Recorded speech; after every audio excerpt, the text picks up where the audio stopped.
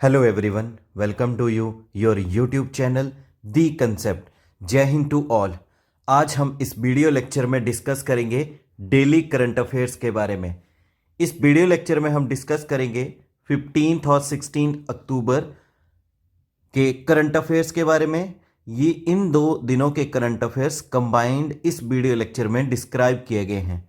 ये video lecture आपके लिए बहुत ज़्यादा हेल्पफुल है। ये गवर्नमेंट के जितने भी एग्जाम्स हैं उनसे रिलेटेड जो भी करंट अफेयर के क्वेश्चन आते हैं उनके लिए ये video lecture very very important. चलिए शुरू करते हैं डेली करंट अफेयर्स को।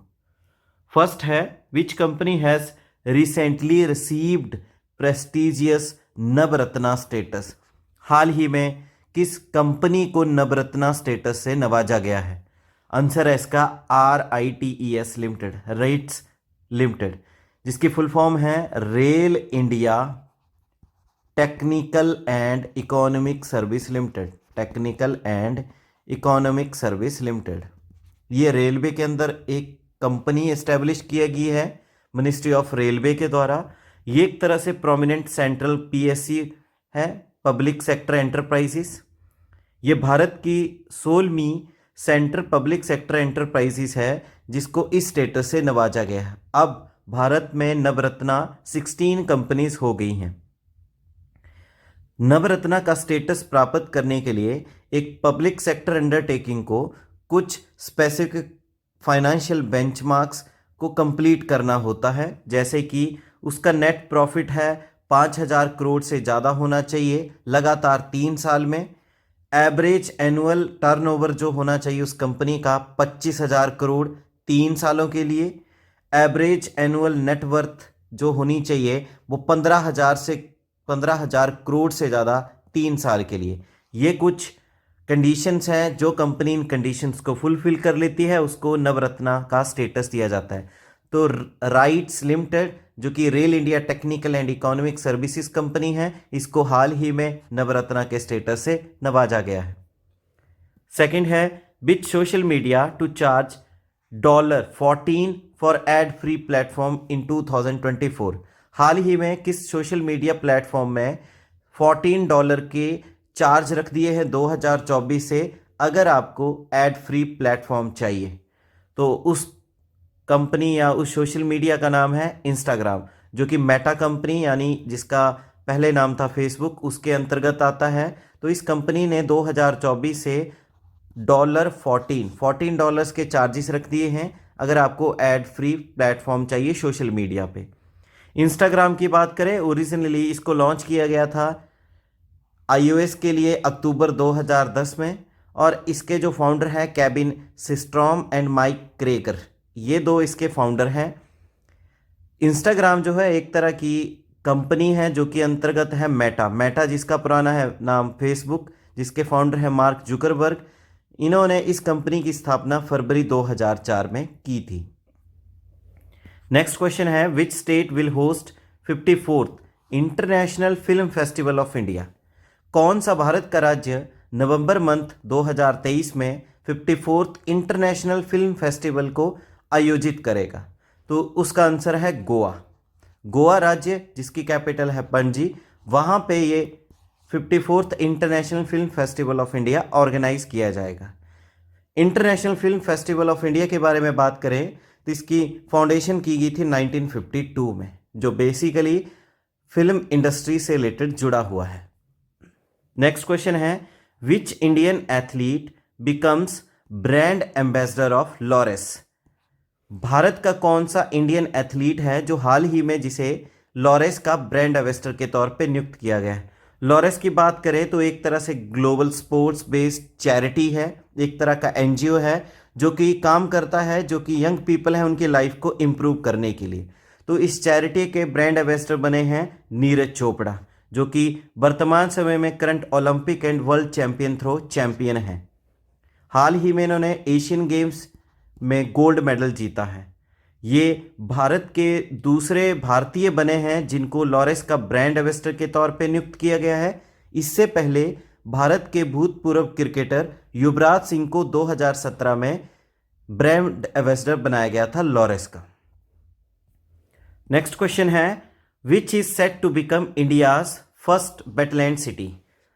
कौन सा भारत का पहला शहर बनने जा रहा है वेटलैंड्स के नाम से? तो भारत का पहला शहर है जिसे वेटलैंड सिटी का टाइटल दिया जाएगा उदयपुर। उदयपुर, ये जो प्रोसेस है वो चलाया जा रहा है राजस्थान गवर्नमेंट और जो केंद्र की इन्वायरमेंट एंड फॉरेस्ट डिपार्टमेंट है उन दोनों ने मिलकर डिसाइड किया है कि उदयपुर को भारत की पहली वेटलैंड सिटी के तौर पे तैयार किया जाएगा। उदयपुर को सिटी ऑफ लेक्स भी कहा जाता है। हाल ही में जो इन्वायरमेंट एंड फॉरेस्ट डिपार्टमेंट है उसने इस शहर को चूज़ किया है कि अब ये रामसार कन्वेंशन के लिए इंटरनेशनल लेवल पे इम्पॉर्टेंट है, तो इसका नाम जो है रिकमेंड किया जाएगा रामसार साइट के तौर पे, उदयपुर राजस्थान का। नेक्स्ट है ग्लोबल हंगर इंडेक्स 2023। हाल ही में 2023 का ग्लोबल हंगर इंडेक्स रिलीज किया गया। इस इंडेक्स में भारत का रैंक आया 125 कंट्रीज को एनालाइज किया गया जिसमें भारत का रैंक है 111। और ये बहुत ही सीरियस लेवल है हंगर का, क्योंकि भारत बहुत ही ज़्यादा नीचे है इस इंडेक्स में। जहां भारत के नेबर कंट्रीज की बात करें तो पाकिस्तान इस लिस्ट में 102nd है, बांग्लादेश 81st पे है, Nepal 69th, Sri Lanka 60th place पे है। ये सारे देश भारत से बेहतर कंडीशन में हैं और इंडेक्स में रैंकिंग भी अच्छी है।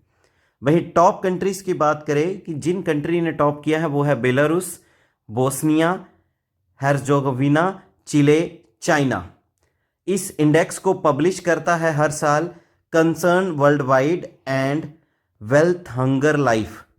Concern world wide and wealth hunger life की एस्टेब्लिशमेंट 1962 में की गई थी। एनुअल बेसिस पे ये हंगर इंडेक्स को रिलीज करता है। नेक्स्ट क्वेश्चन है Bridgestone India has partner with which company to install EV chargers. जो ब्रिजस्टोन इंडिया की कंपनी है उसने हाल ही में किस कंपनी के साथ पार्टनरशिप की है कि वो भारत में इंस्टॉल करेगी इलेक्ट्रिक व्हीकल चार्जर।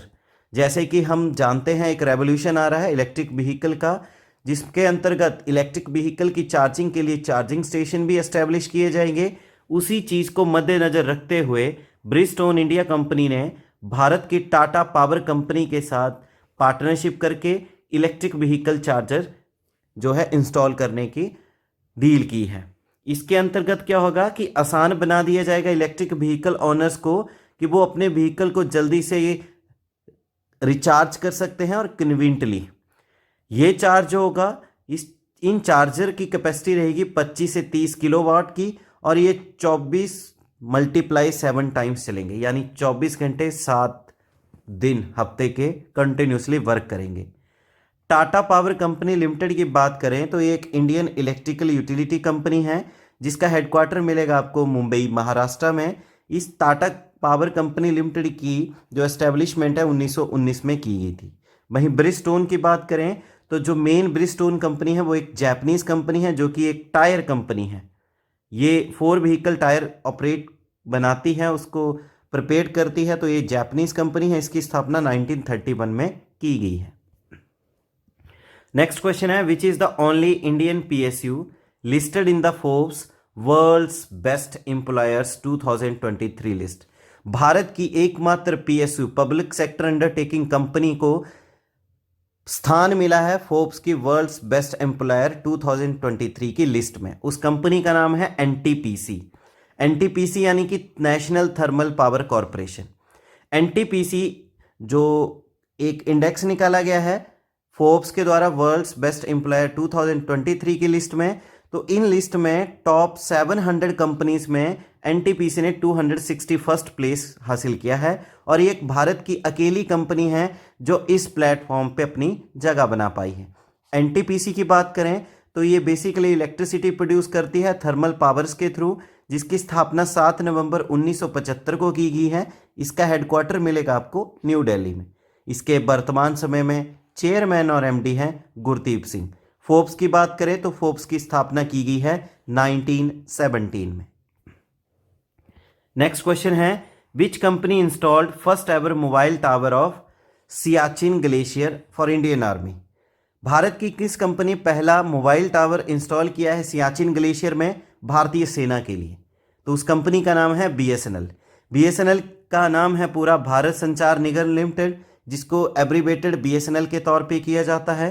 एक central public sector undertaking company है, यानी सेंट्रल गवर्नमेंट की कंपनी है। इसको हेडक्वार्टर मिलेगा आपको न्यू दिल्ली, इंडिया में।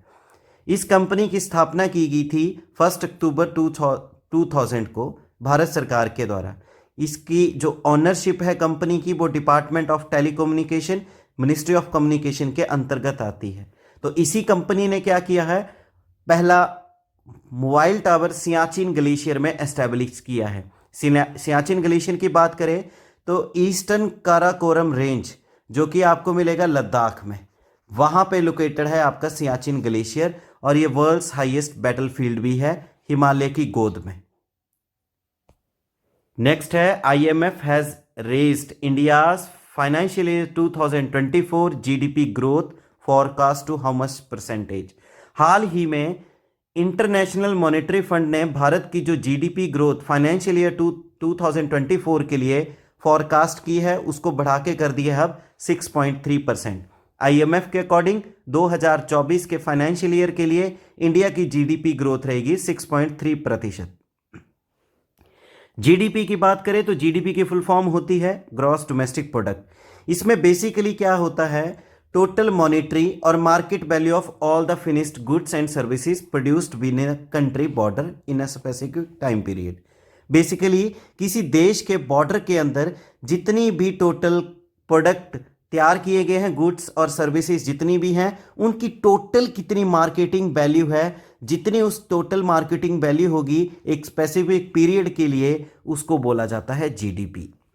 एग्जाम्पल से समझते हैं, जैसे ये इंडिया कंट्री है, अगर इसमें 10 कंपनियां हैं और 10 कंपनियां हजार रुपए का बिजनेस करती है, एक तरह से इनका बिजनेस हो गया 10,000, यानी कि 10 कंपनियां 1000 प्रोडक्ट बना चुके हैं, हर प्रोडक्ट की 1 रुपये कीमत है, तो टोटल जो प्रोडक्ट हैं वो 10,000 रुपये के हैं, तो इस कंट्री की पूरी GDP होगी 1000 रुपये। IMF की बात करें, इंटरनेशनल मॉनेटरी फंड, जिसकी स्थापना 1944 में की गई है, हेडक्वार्टर मिलेगा वाशिंगटन DC में। वर्तमान समय में IMF की चीफ है क्रिस्टलिना जॉर्जिवा। नेक्स्ट क्वेश्चन है, which state launches Yuva mobile application to boost self employment. Bharat के किस राज्य ने हाल ही में युवा मोबाइल एप्लीकेशन को लॉन्च किया है सेल्फ एम्प्लॉयमेंट को बूस्टअप करने के लिए? तो उस राज्य का नाम है उत्तराखंड। उत्तराखंड की कैपिटल मिलेगी आपको देहरादून में। इसमें बेसिकली क्या है, जो भी सेल्फ एम्प्लॉयमेंट के बारे में जानकारी जो है उस राज्य के युवाओं को प्रोवाइड की जाएगी, जिसके अंतर्गत उन युवाओं को रोजगार और एक अच्छे स्टैंडर्ड ऑफ लाइफ प्राप्त हो।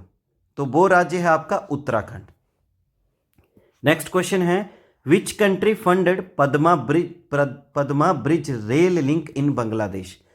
किस देश ने हाल ही में फंड किया है बांग्लादेश के पद्मा ब्रिज रेल लिंक को? तो उस देश का नाम है चाइना। चाइना ने फंड किया है अपने एग्जामिन बैंक, यानी कि export import bank of China के थ्रू, जिसके अंतर्गत बांग्लादेश को लोन दिया गया है $3 बिलियन का, जिसके दौरान जो पद्मा ब्रिज रेल लिंक जो है प्रोजेक्ट तैयार किया जाएगा। इस लिंक का जो रेल लिंक की टोटल लेंथ है 82 किलोमीटर, और इस लोन को प्रोवाइड किया गया है BRI प्रोजेक्ट, जो कि चाइना का है, बेल्ट रोड इनिशिएटिव। भारत इस प्रोजेक्ट की कड़ी निंदा करता है। भारत BRI प्रोजेक्ट को बिल्कुल भी सपोर्ट नहीं करता है चाइना के, क्योंकि BRI प्रोजेक्ट के अंतर्गत ही जो भारत का POK एरिया है उसके अंतर्गत चाइना रोड बना रहा है पाकिस्तान के लिए, जो कि बिल्कुल भी एक्सेप्टेबल नहीं है।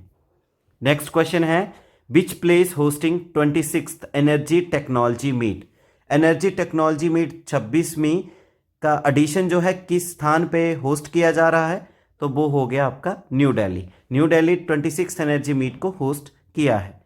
इस मीटिंग की, एनर्जी मीटिंग की जो इनॉग्रेशन है, शुभारंभ किया गया है श्री हरदीप सिंह पुरी, जो कि honourable minister of petroleum and natural gas और हाउसिंग एंड अर्बन अफेयर्स के, इनके द्वारा इस मीटिंग की इनॉग्रेशन की गई। इनिशियल गोल क्या था भारत का बायोफ्यूल में कि 10% बायोफ्यूल ब्लेंडिंग की जाएगी नवंबर 2022 तक। भारत ने इस टारगेट को अचीव किया है। अब भारत ने पहले टारगेट रखा था 20% बायोफ्यूल ब्लेंडिंग की 2030 के लिए, पर इस टारगेट को रिवाइज किया गया और भारत चाहता है कि 20% बायोफ्यूल की ब्लेंडिंग हो 2025 तक। करंटली इंडिया जो है दुनिया का तीसरा सबसे बड़ा कंज्यूमर है ऑयल का, जिसके अंतर्गत भारत जो है थर्ड लार्जेस्ट एलपीजी का भी कंज्यूमर है, फोर्थ लार्जेस्ट एलएनजी का इंपोर्टर है, फोर्थ लार्जेस्ट रिफाइनर है वर्ल्ड में। नेक्स्ट क्वेश्चन है, who has initiated APAAR ID known as one nation one student ID card. हाल ही में एक इनिशिएटिव जिसका नाम है अपार आईडी, जिसको one nation one student ID card के नाम से भी जाना गया है, किसने इसकी शुरुआत की है? तो ministry of education of India, Bharat की जो शिक्षा मंत्रालय है, उसने one nation one student ID card को इनिशिएट किया है। इसका टारगेट ये रखा गया है कि डिजिटली सेंट्रलाइज किया जाएगा एकेडमिक डाटा को, स्टूडेंट्स का जितना भी एकेडमिक डाटा है उसको डिजिटली तैयार किया जाएगा, जिसके अंतर्गत डिग्रीज, स्कॉलरशिप, रिवॉर्ड्स और भी क्रेडिट्स जो स्टूडेंट्स को मिलते हैं उन सारी डिटेल एक ही प्लेटफॉर्म पे मिल जाएगी। नेक्स्ट है, recently who claimed the title of richest Indian. हाल ही में किसने रिचेस्ट इंडियन का टाइटल को क्लेम किया है? तो इस रिपोर्ट को पब्लिश किया है 361 wealth Hurun India rich list for 2023। Hurun India ने इस लिस्ट को रिलीज किया है, जिसके अंतर्गत भारत के सबसे अमीर आदमी हैं मुकेश अंबानी, जो कि चेयरमैन है रिलायंस इंडस्ट्रीज लिमिटेड के, और इनकी कुल नेटवर्थ है रुपीज 8.08 लाख करोड़ रुपीस। इन्होंने रिप्लेस किया है इस लिस्ट में गौतम अडानी को, अडानी ग्रुप्स के जो चेयरमैन हैं, जिनकी टोटल वेल्थ है रुपीज 4.74 लाख करोड़। ये सेकंड रैंक पे है। थर्ड रैंक पे है साइरस पूनावाला। नेक्स्ट क्वेश्चन है, who has marked a significant milestone in the world of construction with the inauguration of amaze 28, the states first building constructed using 3D printing technology. किसने हाल ही में एक मुकाम हासिल किया है कंस्ट्रक्शन की दुनिया में, जिसके अंतर्गत उन्होंने इनॉग्रेशन की अमेज 28, जो कि उस राज्य की पहली बिल्डिंग है जिसको 3D प्रिंटिंग टेक्नोलॉजी से बनाया गया है। तो भारत का पहला राज्य जिसने 3D प्रिंटिंग टेक्नोलॉजी से एक बिल्डिंग बनाई है, और उस बिल्डिंग का नाम है अमेज 21। उस राज्य का नाम है केरल, जिसकी कैपिटल है थिरुवनंतपुरम। बिल्डिंग का नाम है अमेज 21। इसकी कंस्ट्रक्शन को प्रोसेस किया गया है मेयरली 28 घंटे में 3D प्रिंटिंग की हेल्प से, और ये मिलेगा आपको भारत के राज्य केरल में। नेक्स्ट क्वेश्चन है, who inaugurated first medical college of Nagaland. हाल ही में किसने नागालैंड राज्य का पहला मेडिकल कॉलेज को इनॉग्रेट किया? स्टेटहुड को मिले नागालैंड को 60 साल हो गए हैं। 1963 में 1 दिसंबर 1963 में नागालैंड राज्य की स्थापना की गई। करीबन 60 सालों बाद इस राज्य में पहला मेडिकल कॉलेज बना है, और इसकी इनॉग्रेशन की है union health and welfare minister Mansukh Mandaviya ने। ये नागालैंड का पहला मेडिकल कॉलेज है, जिसके अंतर्गत 100 MBBS की सीटें क्रिएट की गई हैं, और 2023 में इसका पहला बैच बैठेगा। इस इंस्टीट्यूट का नाम रखा गया है Nagaland institute of medical sciences and research.